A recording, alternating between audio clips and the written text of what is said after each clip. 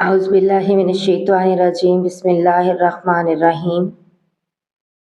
عبد القیس کا وفد جب حضرت صلی اللہ علیہ وآلہ وسلم کے پاس آیا تو آپ صلی اللہ علیہ وآلہ وسلم نے پوچھا کہ یہ کون سی قوم کے لوگ ہیں یا یہ وفد کہاں کا ہے؟ انہوں نے کہا کہ ربیہ خاندان کے لوگ ہیں۔ آپ صلی اللہ علیہ وآلہ وسلم نے فرمایا مرحبا، اس قوم کو یا اس وفد کو نہ ذلیل ہونے والے نہ شرمندہ ہونے والے، یعنی ان کا آنا بہت خوب ہے۔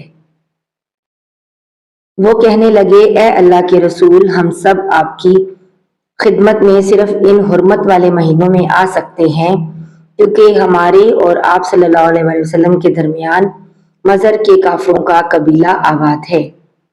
بس آپ صلی اللہ علیہ وآلہ وسلم ہم کو ایک ایسی قطعی بات بتلا دیجئے جس کی خبر ہم اپنے پچھلے لوگوں کو بھی کر دیں جو یہاں نہیں آئے، اور اس پر عمل درآمد کر کے ہم جنت میں داخل ہو جائیں۔ اور انہوں نے آپ صلی اللہ علیہ وآلہ وسلم سے اپنے برتنوں کے بارے میں بھی پوچھا۔ آپ صلی اللہ علیہ وآلہ وسلم نے ان کو 4 باتوں کا حکم دیا اور 4 قسم کے برتنوں کو استعمال میں لانے سے منع فرمایا۔ ان کو حکم دیا کہ ایک اکیلے خدا پر ایمان لاؤ۔ پھر آپ صلی اللہ علیہ وآلہ وسلم نے پوچھا کہ جانتے ہو ایک اکیلے خدا پر ایمان لانے کا مطلب کیا ہے؟ انہوں نے کہا کہ اللہ اور اس کے رسول صلی اللہ علیہ وآلہ وسلم ہی کو معلوم ہے۔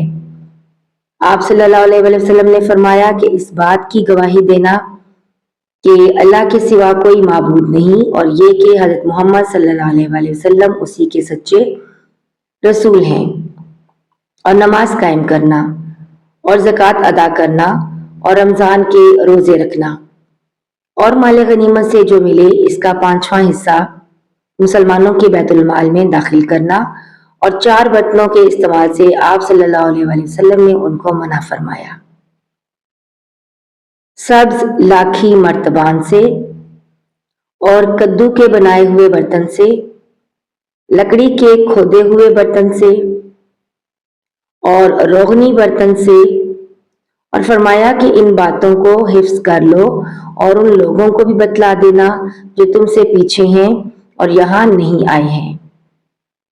صحیح بخاری حدیث نمبر 53۔